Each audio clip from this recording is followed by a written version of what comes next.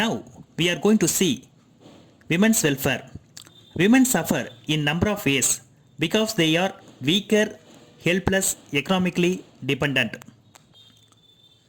The main aim of women's welfare is to improve the status of the women by providing opportunities in education, employment and economic independence. Need of women's welfare. Generally, women faces the following problems in the society. So there is an urgent need for policy reforms and more stringent legislations, educations and legal awareness among women for checking injustice towards her. First one, generally women suffer gender discriminations and de-evaluations at home, at workplace, in matrimony, in public life and power. High number of cases of dowry, death, rape, domestic violence and criminal offences and mental torture to women, and then the women's rights of women are violated in the male dominated society. Generally, in policy making and decision making process, women are neglected.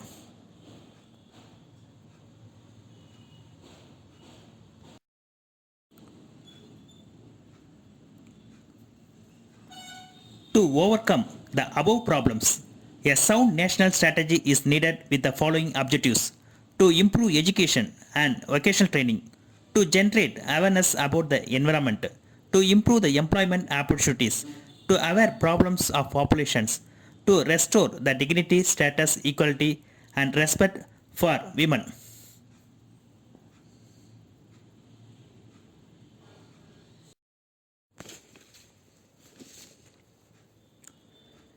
A National Commission for Women.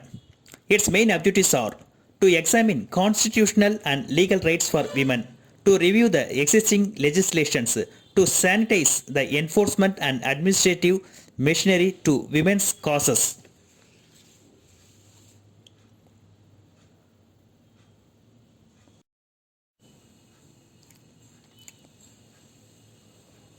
Now we are going to see various schemes for women's welfare. First one, the International Convention on the Eliminations of All Forms of Discrimination Against Women has created an international standard for the protections and promotions of women's human and socio-economic upliftment. Next one, non-government organization creates awareness among women of remote villages to empower them, educate them, train them, and help them to become economically self-dependent. Next one, the Ministry for Women's and Child Development aims to work for the upliftment of women by family planning, health care, education, and awareness.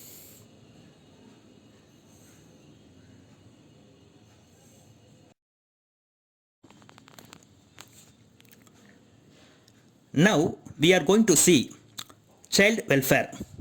A child is defined as any persons below the age of 14. Children occupy nearly 40% of total population. They are considered to be the assets of the society. Of 21 million children born every year in India, 20 million children in our country are estimated to be working as child laborers in various industries. Industries like match industries, firework industries, pottery industries.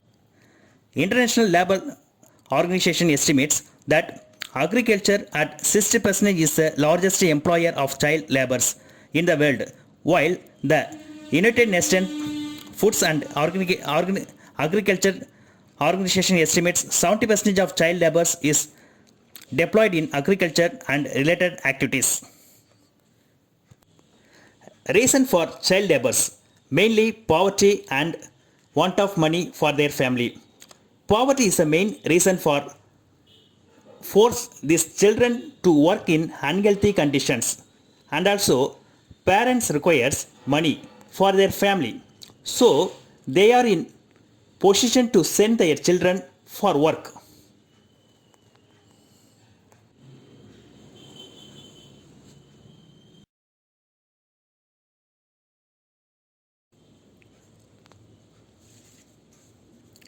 Now we are going to see various schemes of child welfare, UN conventions on rights of children or international law formulated a set of international standards and measures to promote and protect the well-being of children in our society. The international law defines rights of the child to survival, participation, development and protection. The right to survival means the good standards of living, good nutrition and health. Rights to participation means the freedom of thought and appropriate information to the child. The right to development means ensure the access to education and childhood care and support social security and recreations. And then the right to protections means the freedom from exploitation, inhuman treatment and neglect. Next one organization, World Summit on Children. It had focused agenda for the well-being of children targeted to be achieved in the beginning of the new millennium. The next one organization, the Ministry of Human Resources Development, concentrate on child health, education, nutrition, clean and safe drinking water, sanitation and environment.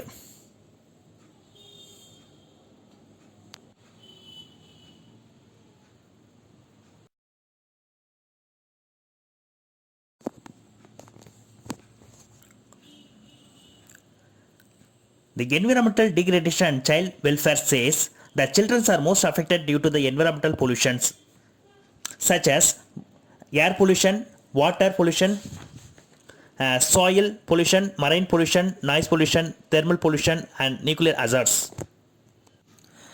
Waterborne diseases are biggest threat to children. Around 6 million children are affected by these diseases in India. Even the child growing in the mother's womb gets affected by environmental toxins. The Center for Scientific and Environment, the scientific report says the children consume more water, food and air than adult and hence more susceptible to any environmental contaminations. So it is essential to keep the cleaner environment to our children for the better and healthy life. Thank you for watching this video lecture. Thank you.